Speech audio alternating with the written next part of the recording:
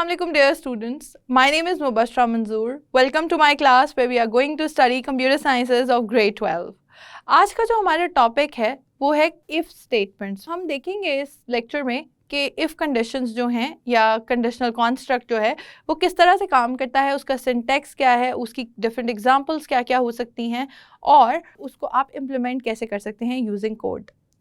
सो dear student, जैसे कि मैंने आपको बताया कि हम कंडीशनल कॉन्स्ट्रक्ट्स की बात करेंगे इस टॉपिक में और हम ये देखेंगे कि कंडीशनल स्टेटमेंट्स कैसे काम करती हैं. हम ये देखेंगे कि इफ़ स्टेटमेंट का क्या मतलब होता है. We are at it. If is actually a keyword used in C language or pretty much in every language to actually give the conditional construct. ठीक है.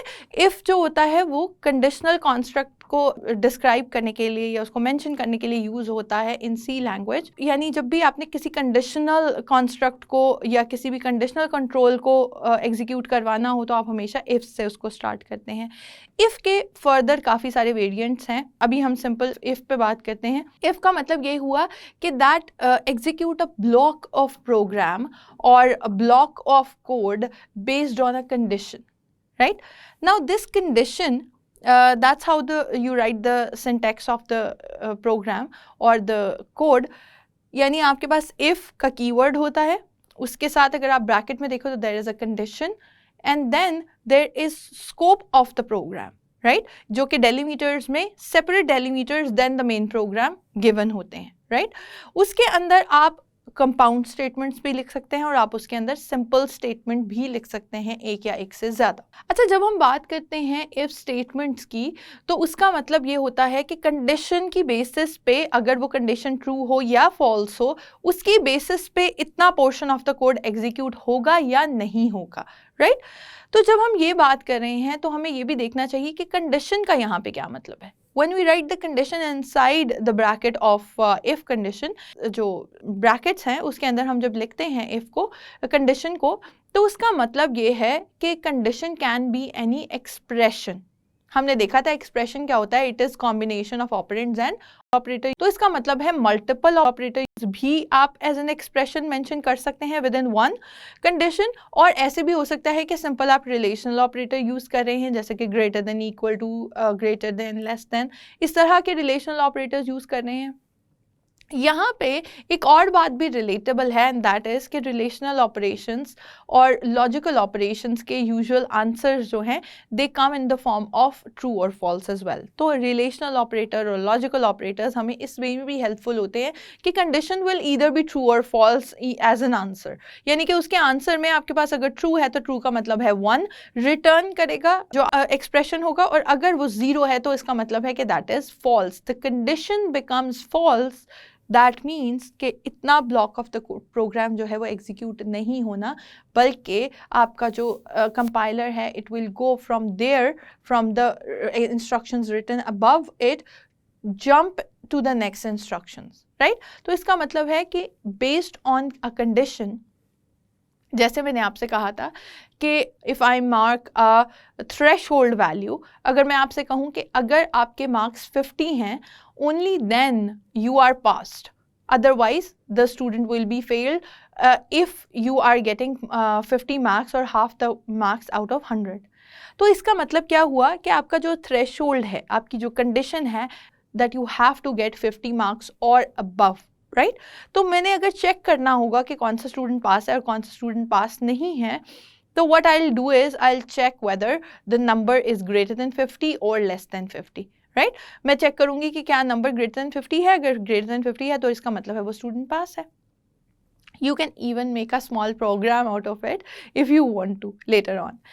इसी के साथ हम देखते हैं कि इफ़ स्टेटमेंट या सिंपल इफ़ स्टेटमेंट का क्या मतलब है. इफ़ कंडीशंस जो हैं उसके मल्टीपल वेरिएंट्स हैं जैसे मैंने पहले भी बताया. तो हम देखते हैं सिंपल इफ़ का मतलब क्या है. सिंपल इफ़ का सिंटैक्स देखते हैं सबसे पहले. जब सिंपल इफ़ की बात कर रहे हैं तो सिंपल इफ़ का मतलब ये है that you have to execute the program और the construct has to operate such a way that it will be executing a program only if the condition written inside of the if is true, right? जब वो condition true है, if brackets condition then you write the delimiters or the braces, and within that you write a single statement, or like that statements are written in compound form from 1 to n, right? अगर आपके पास एक statement है if condition के अंदर, तब आपके पास ये जो स्कोप ब्रैकेट्स हैं यानी कि डेलीमीटर्स हैं, दे आर ऑप्शनल। यानी अगर आप इफ कंडीशन लगा रहे हैं और उसके अंदर आपके पास एग्जीक्यूटेबल टास्क सिर्फ एक है, यानी वो सिर्फ एक इंस्ट्रक्शन के थ्रू दिया जा सकता है, you just have to add और you just have to print on the screen, तो उसका मतलब है कि वहाँ पे अगर इंस्ट्रक्शन एक है, कंपाउंड स्टेटमेंट्स नहीं हैं, ब्लॉक ऑफ कोड नहीं है, you can skip those brackets after if. लेकिन तब भी उस अगर आपके पास डेफ सी प्लस प्लस है उसमें देखें तो आपके पास स्कोप तब भी डिफाइंड ही आएगा। आपके पास जो एक बार आ रही होती है साइड पे, एक लाइन जो कनेक्ट कर रही होती है स्कोप को, आप देखेंगे कि वो फिर भी इफ़ की स्कोप को डिफाइन कर रही होगी वहाँ पे। Turbo C plus plus on the other hand अगर आप यूज़ करें तो शायद उसमें वो चीज़ विजिबल नहीं है, ठीक है। अगर हम बात करें कि हमारा जो इफ़ कंडीशन है वो मल्टीपल स्टेटमेंट्स को एग्जीक्यूट करवाना चाहता है, when the condition is true it has to contain those delimiters as well as a scope as the boundaries of the statements, यानी कंपाउंड स्टेटमेंट की फॉर्म में ही देना जो है वो ज़रूरी हो जाएगा इस केस में। अगर आप वो ब्रैकेट्स ऐड नहीं करेंगे it will give you syntax error, ठीक है। अच्छा, अब इफ़ का हम एक छोटा सा इफ़ की जो कंडीशन है, इफ़ की कंडीशनल कॉन्स्ट्रक्ट है, उसको हम ज़रा अंडरस्टैंड करने की कोशिश करते हैं with the help of a flow chart. अब before we go on to the flow chart, हम पहले ये देखते हैं कि फ्लो चार्ट का मतलब क्या होता है। आप में से बहुत सारे लोगों को फ्लो चार्ट का मतलब पता होगा। If you have studied computer sciences in earlier grades you already no के जो आपके पास फ्लो चार्ट होता है वो क्या होता है, but don't worry if you haven't studied it before, we are going to cover this. Flow chart is basically pictorial form of some flow, right यानी कि किसी भी चीज़ की जो पिक्टोरल फॉर्म है, किसी एल्गोरिदम की पिक्टोरल फॉर्म है, ग्राफिकल फॉर्म है, that is called a flow chart. यानी हम उसको कुछ स्टैंडर्ड सिंबल्स हैं जिनके थ्रू हम उसमें अपने जो डिफरेंट तरह के कॉन्स्ट्रक्ट्स हैं उनको दे सकते हैं और उसको डिफाइन कर सकते हैं। उसमें हम एंट्री पॉइंट और एग्जिट पॉइंट बता सकते हैं कि हमारा प्रोग्राम यहाँ से स्टार्ट होगा, this and this will be the cases and that's how it will and in a one go in one picture form, right? तो अगर आप if का देखें फ्लो चार्ट तो उसमें there is an entry point, ठीक है। वो entry point at the beginning of the program भी हो सकता है और in the middle of the program भी हो सकता है। आपके मेन प्रोग्राम के अंदर कहीं मिडल में आपने इफ कंडीशन लगाई है, ऑब्वियसली उससे पहले आपने वेरिएबल्स डिफाइन किए होंगे, कोई और स्टेटमेंट्स लिखी होंगी, मे बी कोई और टास्क भी परफॉर्म करवाए में हो, ठीक है। सो सिक्वेंशली आपका प्रोग्राम चल रहा था, there comes the if condition, so that's the entry point of the if statement, right? Now if you see that diamond shape represents the condition, right? वो condition को check करी है कि whether the condition is true or false. दो ही logical answers हो सकते हैं किसी भी logical questions के, either it is true, it is false. The premise, the condition, the expression results either in true or in false answer. So अगर तो condition जो है वो true है, it will go and perform that particular task that is written inside the scope of that if condition. वो एक काम भी हो सकता है, वो मल्टीपल काम भी हो सकते हैं, ठीक है। तो वो क्या करेगा, उसने इफ़ की कंडीशन के अंदर गया और उसके अंदर जितनी भी कंपाउंड स्टेटमेंट्स थी उनको वन बाय वन रन करना शुरू किया, एग्जीक्यूट कर दिया until and unless के अंदर कोई एरर्स नहीं है उस प्रोग्राम में, it should run perfectly fine, right. उसके बाद क्या हुआ कि there is one more condition. उस केस में क्या होगा कि अगर आपकी कंडीशन फॉल्स है, यानी जो आपकी स्टेटमेंट है it is returning zero to if condition, अगर वो ज़ीरो रिटर्न कर रही है तो इसका मतलब है कि अब आपने जो कंडीशन दी है दैट बिकम्स फॉल्स, वो गलत हो गई है, उसके पास ज़ीरो रिटर्न हो रहा है। तो इसका मतलब ये है कि now it has to jump to the next executable instruction, और जो भी उसका स्कोप है उससे बाहर आ जाना है उस प्रोग्राम ने और नेक्स्ट को कंट्रोल करना शुरू कर देना है या नेक्स्ट को एग्जीक्यूट करना शुरू कर देना है। So that's how you know कि हम कहते हैं कि they are called control structures और they are called decisions constructs, क्योंकि अगर आप देखें तो ये कंपाइलर को और प्रोसेसर को हेल्प कर रहे हैं in taking certain decisions. Whether the condition is true, you have to do this. If condition is false, you don't have to do this. That's a decision making on a logical level, on a processor level, right? On a compiler level.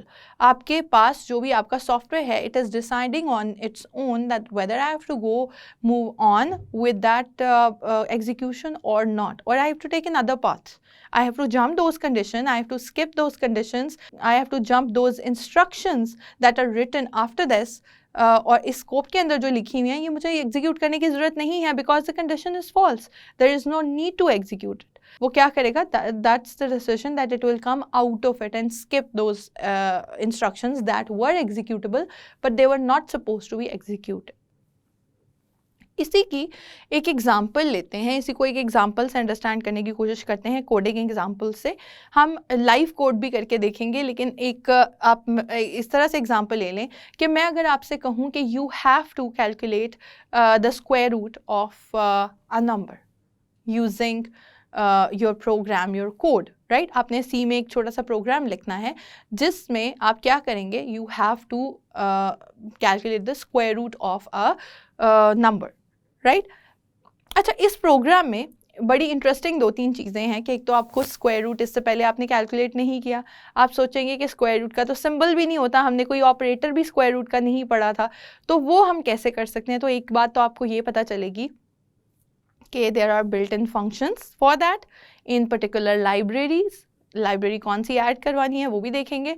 Plus हम ये देखेंगे कि इसमें एक hidden condition है.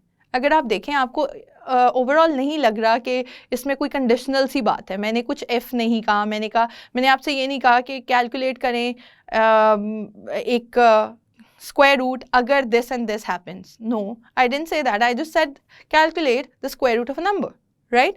लेकिन अगर आप देखें तो इसके अंदर कुछ हिडन सी बात है, इसके अंदर कुछ हिडन सी कंडीशन है. वो ये है that you already know about mathematics and you already know that जो स्क्वायर रूट्स होते हैं they exist for the real, they give real numbers और real valued answers for positive numbers, right. 0 और 0 से ग्रेटर नंबर्स के लिए तो वो पॉजिटिव आंसर्स और जो आपके पास स्क्वायर रूट है वो जनरेट कर देते हैं. लेकिन अगर आप नेगेटिव नंबर देते हैं, although that is computable, but it gives you an imaginary number, it doesn't give you a real number. So इसका मतलब ये है कि इसमें एक हिडन सी कंडीशन आ गई है हमारे पास, और वो कंडीशन ये है कि अगर मुझे स्क्वायर रूट कैलकुलेट करवाना है, इसके लिए the number that is being entered should be greater than 0, right. It should be greater than और इक्वल टू 0. 0 का भी स्क्वायर रूट हम कैलकुलेट कर सकते हैं. सो दैट मीन्स कि यहाँ पे ये कंडीशन हम अप्लाई करके देखते हैं कि किस तरह से आती है. If you see the program, it's something like that. हमारे पास वेरिएबल डिक्लेयर हुए हैं, हमारे पास, हमने वेरिएबल को डबल में इसलिए लिया है क्योंकि जो आपके पास आंसर आ सकता है that could be a floating point number and could be bigger than that, तो इसीलिए हमने उसको डबल असाइन कर दिया है, राइट. उसके बाद अगर आप देखें प्रोग्राम में जो कंडीशनल कॉन्स्ट्रक्ट है वो क्या है. कंडीशनल कॉन्स्ट्रक्ट ये कह रहा है कि इफ़ नंबर में हमने नंबर जो यूज़र से एंटर करवाया है स्कैनएफ के थ्रू, नंबर आ गया जब हमारे पास, तो हम कह रहे हैं कि इस नंबर को चेक करें whether the number is greater than equal to 0 और not. If that number is greater than 0 तब क्या करें, उसका स्क्वायर रूट कैलकुलेट कर दें. Now if you see, square root के लिए SQRT के नाम से एक फंक्शन कॉल किया गया यहाँ पे विदाउट जो है any other operator given over here. तो स्क्वायर रूट के लिए, क्योंकि हमने कोई ऑपरेटर नहीं पढ़ा था स्क्वायर रूट के लिए, हमने जैसे प्लस साइन पढ़ा था एडिशन के लिए, हमने मॉडुलस साइन इवन पढ़ा था रिमाइंडर कैलकुलेट करने के लिए, लेकिन हमने कोई भी ऐसा ऑपरेटर नहीं पढ़ा था जो मैं उसको वहाँ पे प्लेस करूँ and I would say it will be square root. Mathematics में हमारे पास ऑपरेटर होता है, हम स्क्वायर रूट का साइन ऐड करते हैं एंड वी से कि ये स्क्वायर रूट है. लेकिन for the compiler to know that you have to calculate a square root, there is a function behind it, right. उसके लिए एक built-in function C में available है square root का, and you can only call that function if you defined math.h library before the program starts.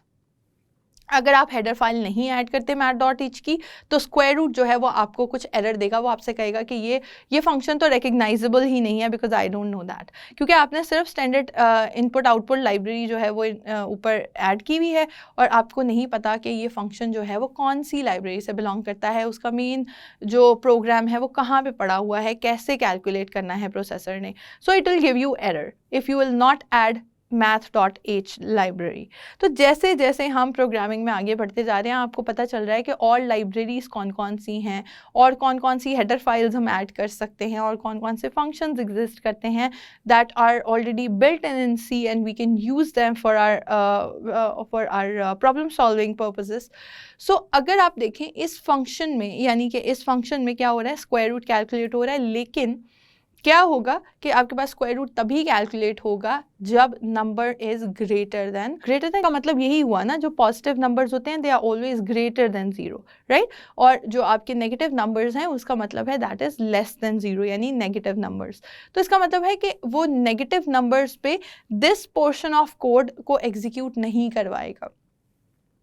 I would suggest you to open your compilers, write that program inside your compiler and try giving both positive and negative numbers and check the results out of them, right? तो होगा क्या अगर आप देखें तो first line as it is execute हुई, second line execute हुई, third line execute हुई. उसके बाद क्या होगा, जब इफ़ कंडीशन पे आएगा तो इफ़ कंडीशन में क्या होना है, पहले चेक होगी condition and condition was whether the number जो NUM नम में जो हमने वेरिएबल में वैल्यू स्टोर करवाई है, whether it is greater than 0 और not, whether it is positive और not, it is negative, it is not, if it is 0 it means that it is non negative. तो अगर वो 0 या ग्रेटर देन 0 वैल्यूज़ होंगी या पॉजिटिव वैल्यूज़ होंगी तभी वो उस स्क्वायर रूट को कैलकुलेट करने वाली जो इंस्ट्रक्शंस हैं उनको एग्जीक्यूट कर पाएगा. अदरवाइज वो क्या करेगा, अगर कंडीशन ही फॉल्स हो जाती है, condition again is an expression और यहाँ पे वो एक्सप्रेशन क्या है, whether your num is greater than equal to 0, right. So that is an expression जिसमें कुछ ऑपरेंड्स हैं, कुछ जिसमें कुछ ऑपरेटर भी इन्वॉल्व है. यहाँ पे तो अगर आप देखें तो रिलेशनल ऑपरेटर डायरेक्टली इन्वॉल्व है, विच मीन्स कि उसका आंसर वैसे ही ट्रू या फॉल्स आएगा, 1 या 0 की फॉर्म में आएगा.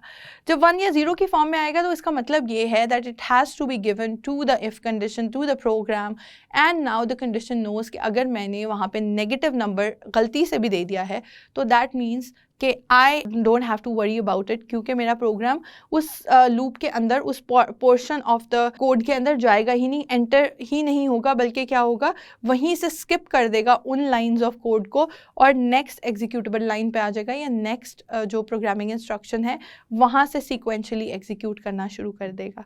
सो that's how if condition works, यानी कि आप कोई एक कंडीशन दे सकते हैं, मल्टीपल कंडीशंस भी दे सकते हैं और उनको आपस में कंपेयर करवाने के बाद आप उससे कोई ना कोई लॉजिकल डिसीजन मेकिंग करवा सकते हैं, whether you want the portion of the program to be executed और नॉट.